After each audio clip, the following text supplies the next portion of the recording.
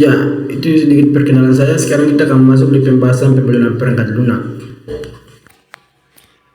Pembahasan pemodelan perangkat lunak. Yang pertama, definisi pemodelan perangkat lunak. 2. Karakteristik dan komponen pemodelan perangkat lunak. 3. Prinsip analisis dan desain pemodelan perangkat lunak.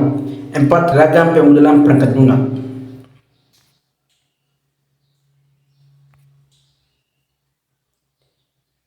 Satu, definisi pemodelan perangkat lunak. Proses pemodelan perangkat lunak merupakan aktivitas yang paling terkait atau koren untuk memverifikasikan, merancang, implementasi, dan pengujian sistem perangkat lunak. Pada tingkat teknik rekayasa, perangkat lunak dimulai dengan serangkaian tugas pemodelan. 2. Karakteristik dan komponen perangkat lunak, yaitu 1. Functionality, artinya mengacu terhadap tingkat kinerja dan perangkat lunak tersebut pada tujuan yang telah ditetapkan. 2. Reliability, yaitu berhubungan dengan kemampuan dan perangkat lunak dalam menyediakan fungsionalitas seperti yang diinginkan atau dalam kondisi tertentu. 3. Usability, yaitu kemampuan dari perangkat lunak sampai sejauh mana bisa untuk digunakan dengan baik dan mudah. 4. Efisiensi, yaitu bagaimana kemampuan dari perangkat lunak dalam menggunakan atau mengaplikasikan sumber daya sistem dengan cara yang efisien serta cara yang efektif untuk dipakai. 5. Maintainability, yaitu bagaimana kemampuan dari perangkat lunak tersebut dalam kemudian untuk modifikasi, misalnya memperbaiki kinerja, memperbaiki kesalahan, dan memperluas fungsi sari perangkat lunak. Yang keenam, portability, yaitu mengacu terhadap kemudahan dari software developer dalam pengembangan dari perangkat lunak.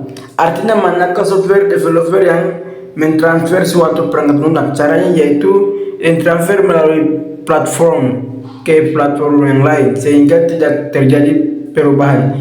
Jika terjadi juga hanya minimum sederhana, yaitu kemampuan dari perangkat lunak agar bisa berfungsi dengan baik tanpa ada perubahan di dalamnya, baik pada platform hardware perangkat keras dan software perangkat lunak. 7. Robustness, yaitu jika perangkat memiliki data tidak valid, sejauh manakah kemampuan dari perangkat lunak tersebut. 8. Integrity, yaitu berhubungan dengan kemampuan dari perangkat lunak dalam hal akses data tidak sah dan juga data yang bisa dicegah. Ya, berikut apa saja macam-macam perangkat lunak. Ada 4 komponen perangkat lunak pada komputer, yaitu 1. Sistem operasi, 2. Program tambahan, 3. Bahasa komputer, dan 4. Program aplikasi. 3. Kita akan masuk di prinsip analisis dan desain pemodelan perangkat lunak. Analisis kebutuhan perangkat lunak adalah suatu aktivitas awal dari siklus hidup pengembangan perangkat lunak. Untuk proyek-proyek perangkat lunak yang berskala menengah atau sampai besar, analisis kebutuhan perangkat lunak ini berguna untuk menentukan rancangan sistem yang akan dibangun sesuai dengan permasalahan yang ditemukan di dalam sistem berjalan yang lama, guna perbaiki sistem tersebut atau merubah dengan sistem yang baru. Ya, contohnya seperti sistem lama sudah tidak bisa digunakan atau sudah tidak bisa berjalan, itu akan merubah dengan sistem yang baru. Berikut desain. Desain perangkat lunak merupakan salah satu tahapan pengembangan perangkat lunak yang menjadi jembatan dari analisis dan implementasi program. Detail teknis dihasilkan dari desain perangkat lunak sehingga pengembangan perangkat lunak mudah diimplementasikan atau membuat perangkat lunak. Ya, contohnya itu seperti desain pada perangkat lunak itu kelihatannya bagus, itu mudah mengimplementasikan atau mengaplikasikan perangkat lunak tersebut. Ya, kita masukkan ke terakhir ragam pemodelan perangkat lunak. 1. Model waterfall. 2. Model metode prototype. 3. Metode agile software development. 4. Rapid application development atau dalam kurung RAD. 5. Dynamic system development model. 6. Spiral model. 7. Metode extreme programming. Nah, itu ragam pemodelan perangkat lunak. Sekarang saya akan menjelaskan semua dan contohnya. Model waterfall. Waterfall adalah metode pengembangan software yang paling tua. Secara substansi, ia mensimplifikasi proses software engineering ke dalam diagram proses yang linear, di mana penyelesaian dari task sebelum sangat penting bagi pengembangan untuk bisa mengerjakan pekerjaan yang lain. Contoh model waterfall. Pengembangan software yang seperti dianalogikan seperti air terjun, di mana tiap tahapnya dikerjakan secara berurutan dari atas ke bawah. Ada 5 tahapan metode waterfall, yakni requirement analysis, design, implementation, testing, dan maintenance. Yang kedua, metode prototype.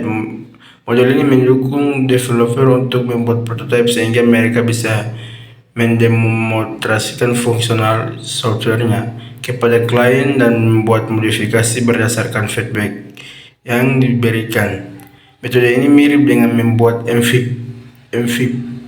Kita menciptakan versi pre-develop dulu sebelum menginvestasikan sewaktu, uang, dan menciptakannya produk lebih lengkap. Contoh prototype. 1. Paper prototype. Sesuai namanya, media yang digunakan paper prototype untuk mengembangkan ide dan konsep produk adalah kertas. Low 3D prototype. Low 3D prototype merupakan contoh prototype yang biasanya berupa gambar sketsa produk. 3. High friendly prototype.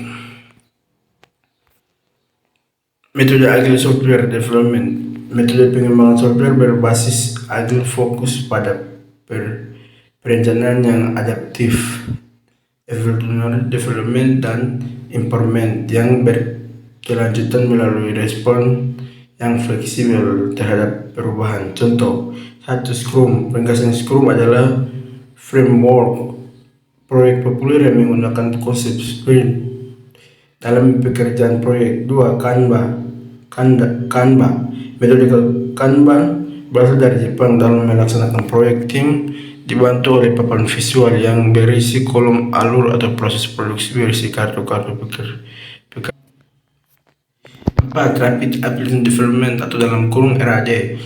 Tujuan utama dalam menghasilkan pekerjaan lebih cepat dan kualitas yang lebih tinggi dibandingkan yang bisa didapatkan dengan opsi yang lain. Contoh 1. Dapat dilihat bahwa pengembangan aplikasi dengan menggunakan metode RAD ini dapat dilakukan dalam waktu yang relatif lebih cepat. 2. Mengembangkan software cepat. Dengan RAD, proyek dibuat dengan contoh pengembangan dilakukan secara berulang-ulang. Jadi contohnya itu dia bisa membuat prototype lebih cepat atau mengembangkan software dengan cepat. 5. Dynamic System Development Model. Metode ini prinsipnya mengacu pada RAD model yang telah dijelaskan sebelumnya. Pendekatan interface yang menekankan bahwa informatif berkelanjutan dan keterlibatan user. Contoh pekerjaan yang dianggap cukup dan diperlukan setiap increment untuk memfasilitasi. Jadi Dynamic System Development Model ini dia memfasilitasi pada metode lain. 6. Spiral Model. Model ini berfokus pada beridentifikasi risiko dari awal.